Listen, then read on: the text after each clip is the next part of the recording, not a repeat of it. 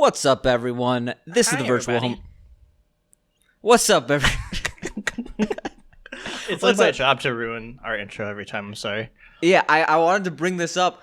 I apologize for everyone last time blowing out your speakers with like the first thing on the podcast. It's like we have the Juicy J intro, and then Dana's going, ah! And it's like, okay, like all the people who were gonna watch this have now left after their ears hurt. I was getting out my leftover teenage angst. Well, it's all gone. That's for sure. Well, I'm glad. Now we can finally have a serious video game discussion podcast. Welcome to the all people want. Virtual Homework Podcast. I'm Dana. I am Sam, where we discuss homework in schools, social studies, writing a paper on Mesopotamia, and the occasional video game. Dude. No.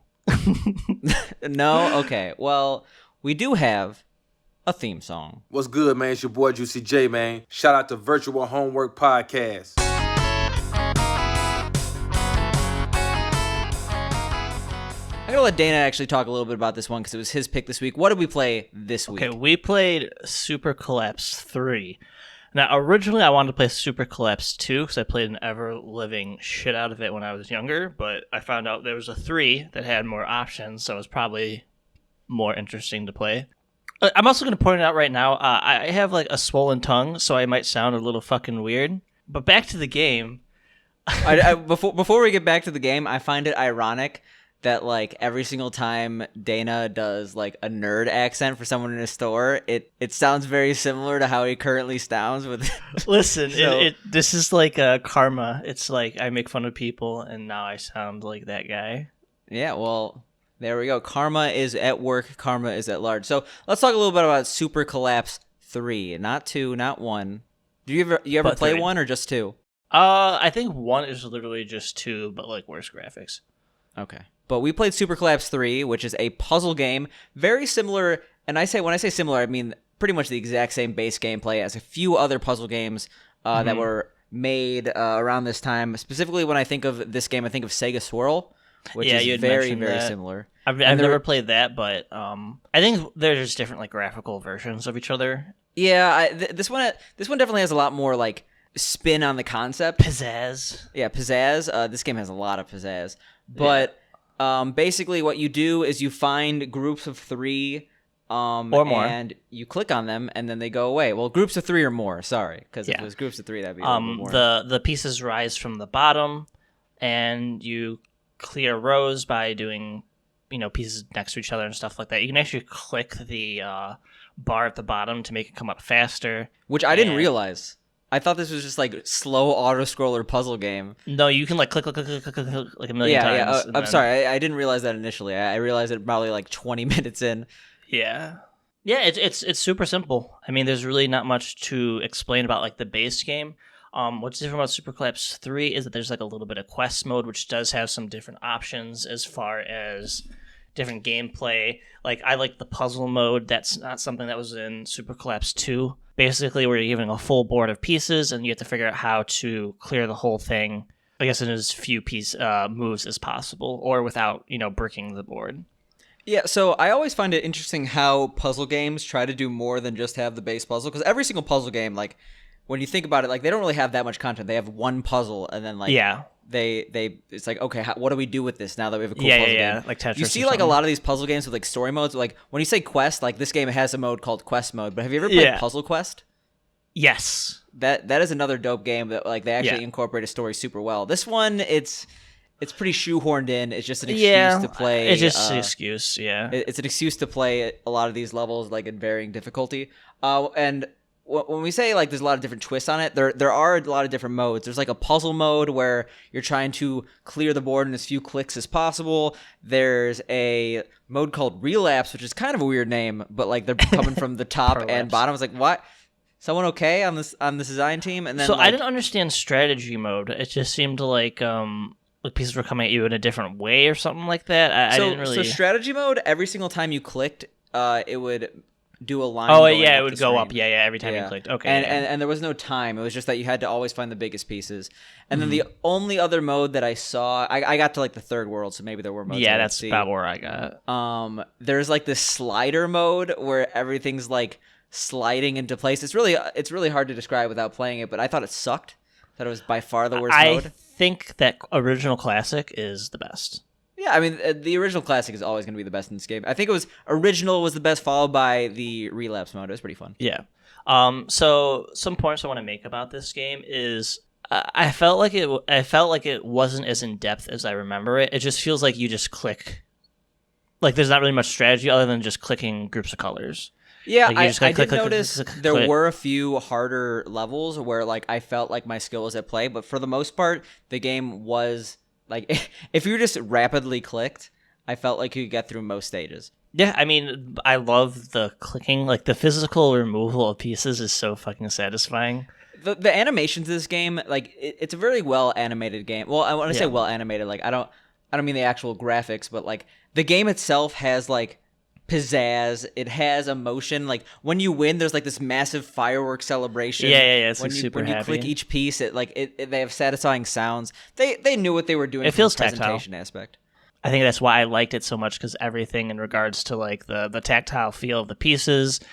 Besides that, I was actually able to play this game. Like some of the games, like it's a struggle to get to the 2-hour kind of benchmark we have for each other. I mean, some games like 999. I literally it wasn't.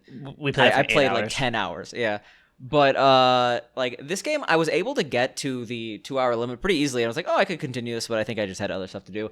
The thing is, like, there really isn't that much to say about this game other than like, yeah, it's a fun puzzle game. Like the quest is just like, oh, beat the puzzle, and it's like, okay, that's all you did. Like, this is the desert world, this is the forest level, but it's like identical. Yeah.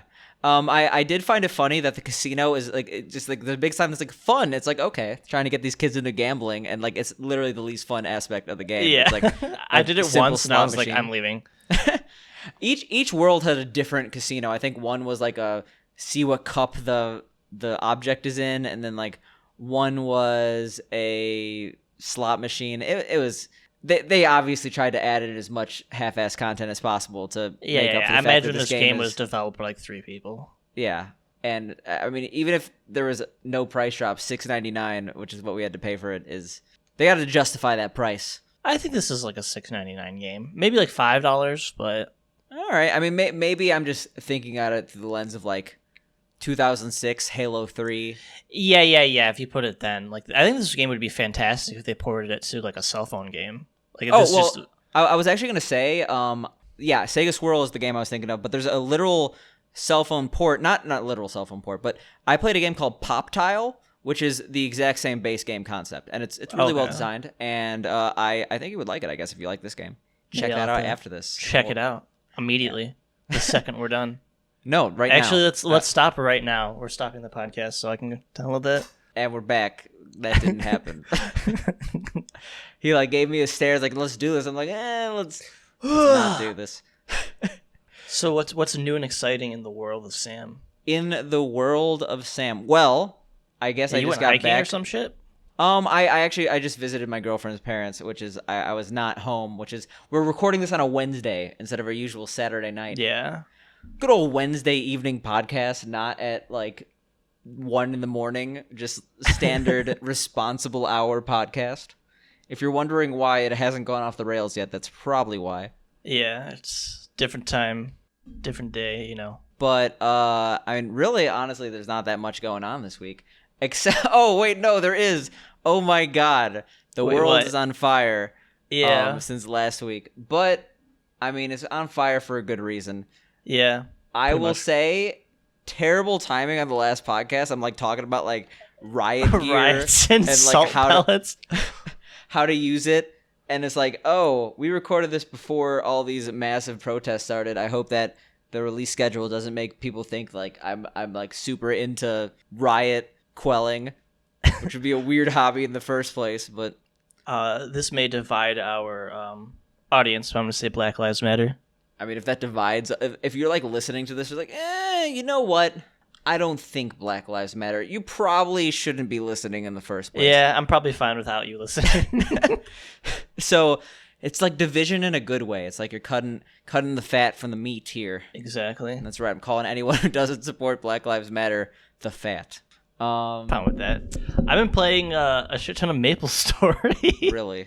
And it just made me think about how much Nexon is literally the worst company in the universe. I don't know if many people like have played MMOs to the extent we have. I remember there was a period of time when I was addicted to Maple Story, and when I say addicted, I would literally come home from school. I would get home at 3:15. I'm playing Maple Story. 11:30 p.m. I finished playing Maple Story.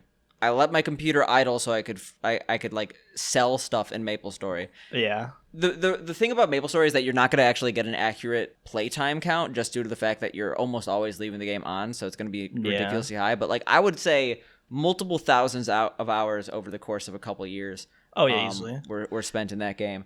But the thing when I play an MMO that I used to enjoy, this is not really something you could experience in other games. You could get nostalgia and you could get sad because you can't you can't recapture that feeling. You can't capture the moment.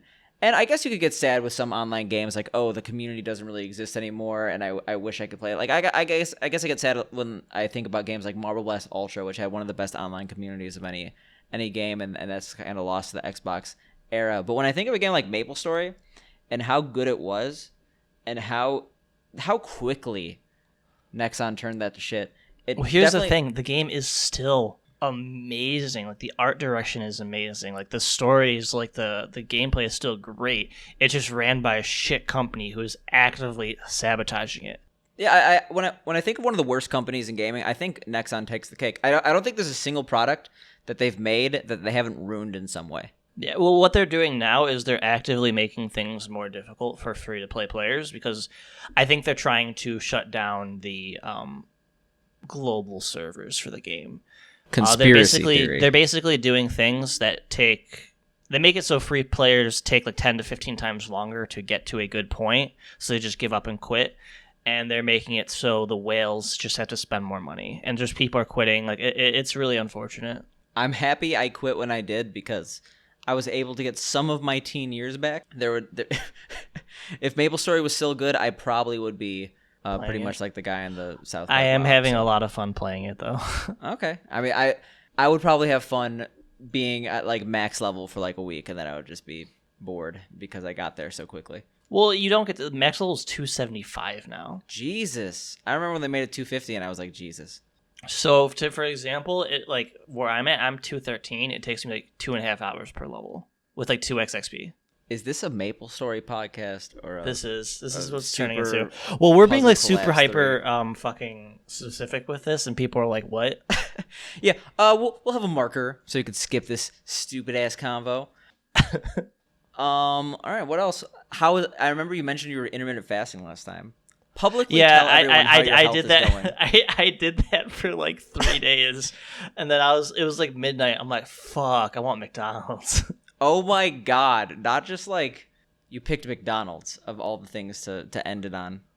Dude, I'm the man with the meat, so I had to get some chicken nuggets. Oh yeah, 100%. Meat man with a plan. There we go. 100%. Want to know as a plan? A plan for not just day to day, but life overall. Maybe the creator of all of us. Yeah, we're going there. What? Viper the rapper. Viper the rapper he's a god in himself. Sam was nice enough to get some really cool Viper swag sent to me, all signed by the man himself. If you don't know who Viper is, he created the hit single "Y'all Cowards Don't Even Smoke Crack," and he has been riding the wave of fame ever since. Yeah, ever since the song from like 2006 was discovered in like 2018. No big deal. But so I'm gonna publicly. I was like, you know what? This is the stupidest product I've ever seen. I got you a polo with like a "Y'all Cowards Don't Even Smoke Crack" like album cover, just like in a tiny little box on the side. Wait, really? Yeah. This. It was like the stupidest ass product, and I'm like, you know what? This is worth like $20, and like instead is so of course with Viper the rapper, you're not gonna receive the product you order. Instead, he No. received like a extensive apology saying, "I'm sorry, I don't have your product. Here's other stuff instead." And it was like way better than a stupid polo with a album on it. It was like actually fucking cool. I got like these cassettes that were like handwritten on, like these handwritten letters, like drawn on these like posters with him like wearing some crazy fucking girdle. Like he's a little insane, and it is quite literally some of the coolest stuff I've ever gotten. Or gotten, you have a man been posing received. while thoughting. Yeah. Not thought, not that hoe over there. The hornus of death. Thawed, not thought. Yeah, that's a whole nother. Yeah, it's topic. a whole nother thing. Which we can't, should have a Vipercast. a Vipercast, just the history of Viper. I wonder if he would be on the podcast. Honestly, I think he could, but that would be a terrifying, terrifying situation. I'm sorry. I don't. It's like, you know that guy like muttering like chants in the corner, like trying to summon the devil. That's him. That's Viper, but he also raps about his hops. Yeah, and he has a lot of hops. He's 6'2" with Yeah. crazy hops. That's the lyric. Yeah. We got 15 minutes. My mouth is fucked up, man. I know. Okay. My cat's yelling at me. Did I talk about how I was back at work and no one was wearing masks? All right. This is our Corona update. I have been back at work, and it fucking sucks because I work in a mall, and if you don't know, in Illinois, you're supposed to follow like guidelines. You're supposed to like wear a mask in public. You're supposed to like follow like these lines on the floor, like social distance. No one does that shit. As soon as they get in the mall, they take out their masks. The little shitty kids are, coughing and shitting all over the store and stuff like that. We're going to a second wave. You excited? Yeah, we're gonna fucking ride the wave into the You sun. It's gonna excited be great. to die for a game store? Yeah, it's fucking awful. I like genuinely I'm just quit. imagining like you're in like a night suit and like you're for Game Kingdom and like you're fighting into battle against other shops. See, that would be a badass way to go. It'd be a badass way to go for a corporation. So the problem is that other stores aren't in a mall, so they can better regulate shit. Like they probably like, oh, you have to have a mask, you have to have this. We're in a mall, some motherfuckers don't care at all. They just bought some fucking shoes and they're like, fuck it, let's get some puzzles or some shit. Or not. Would you fight the local froyo place? I fucking love froyo. Would you fight what food court would you fight? What food court restaurant? I like them all. They're all so nice. They're all ran by like little Asian ladies, and they're so nice. And they give me like extra food and like extra toppings for free. So you wouldn't straight up like use a broadsword to destroy their enterprise and livelihood? No, I would do that on like parents that just like let their children do whatever in my Jesus. store. Like, I think you let your beheaded- kids just grab stuff. Oh, you tell them you don't. They can't have it, and you just put it on the floor, decapitated. I feel like decapitated heads bleeding profusely on the floor would be really, really bad for business. Like, I feel like they teach you in business school, don't do that. I think it would make people not have their shitty kids in my store. But aren't shitty kids what make a game store run? I mean, like kids, not like man children. Man children don't like grab things, like lick it and put it on the floor. I like that when like, oh, when you say kids, I have to clarify, not man children. Yeah, because you're just calling there's like two a difference. 40-year-old brony. It's like, oh no, that's not a kid. That's just a full-grown man who likes ponies. Yeah, and that is also a thing that's in the store.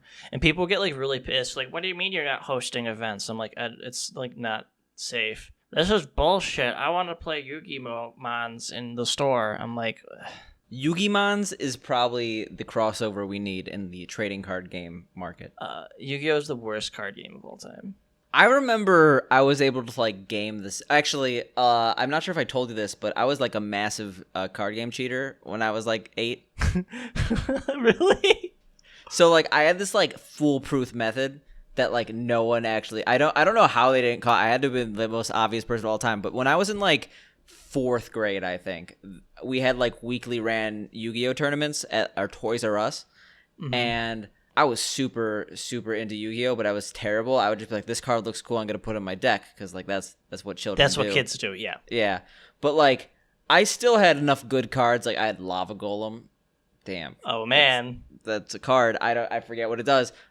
See, but that era of Yu-Gi-Oh is fun. Now it's not. now it's like one turn kills and stuff like that. You literally kill people on turn 0 before they play a single card. It's like, Yeah. okay. But yeah, also children don't know how to shuffle, so I would just be like, oh, I'll just cut the deck a bunch. But then I would only cut the deck from the middle and put it on top, and then my last cut of the deck, I would put like the first 6 or bottom 6 cards, which I prearranged and put them on It's top. like all Exodia. Yeah, pretty much. I had like what I thought was a 6-card Exodia that only worked like 10% of the time, but when I won, it was badass. Because they didn't know it. I mean, people still do that shit nowadays. It's the problem with the Yu-Gi-Oh community, and why I hate it is that they all cheat, they all steal, and damn, that is I apologize to the Yu-Gi-Oh community listening to this podcast. I've worked in a card store for 10 years. Love. Well, no, it's like, for example, if you're playing against a Yu-Gi-Oh player and you have the same colored sleeves as them, there's like an 8 out of 10% chance that they're going to steal your cards. Or Jesus. try to. Oh, okay. I thought you meant like you're wearing long sleeve shirts. No, you mean the actual card sleeves. Yeah, the card sleeves. Like if you have like, wow, I guess only one person could wear green here. I'm gonna steal your cards. That's what I was thinking. No. It's like, man, like green sweater gang. Like fuck. Yeah, I would be like, green sweater gang. Here, have some of my cards. We're in this together, us against the world, and then do a hugging embrace. A hugging embrace. I would not hug anyone that comes into my store. Like, no way. Like, there's if I came into your store and said hug me. Well, you're different. You don't smell like manure. What if I was covered in manure?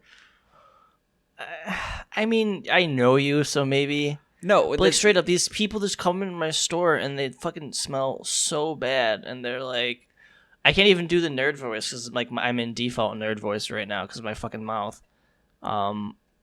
You're always a nerd voice. I don't think you realize that. Well, shut the fuck up. But yeah, Corona Town. Be safe out there. Corona Town, USA, new theme park coming soon. They just fucking spray you in the face with Corona as soon as you walk in. You like they just push you into an ICU bed. It's like wee. It's like you go down a hill. I don't know. Corona Town, USA, coming 2021. Sounds like one of those shitty like NASCAR racing games. How has every single NASCAR game been so bad?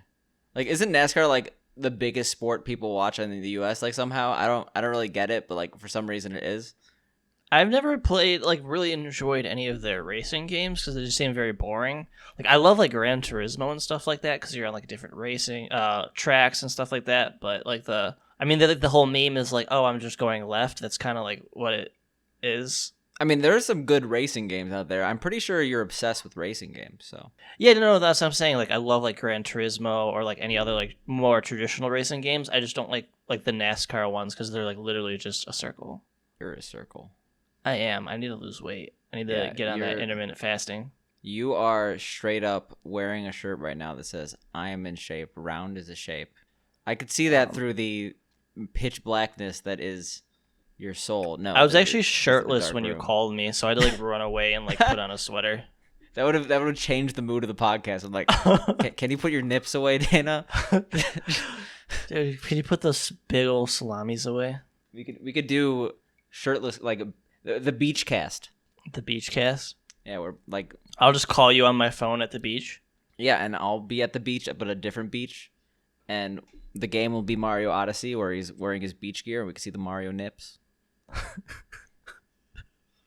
That would be like our game this week is Mario Odyssey, and he's like, I don't have a Switch, and I'm like, oh well this sucks to be bitch. You idiot. Yeah. So want to know my favorite part about podcasting? What's that? Is that you always have things to say and you're never just trying to drag it for time.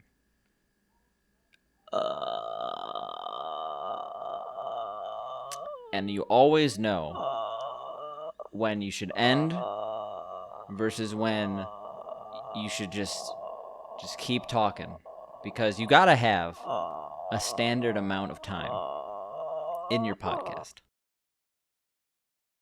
You can't just decide. You can't just decide to continue the podcast when it obviously should have ended minutes ago, because you have to reach that standard 30 to 35 to 40 minutes even of content needed. I'm leaving. So instead of ending, we should just continue until hello?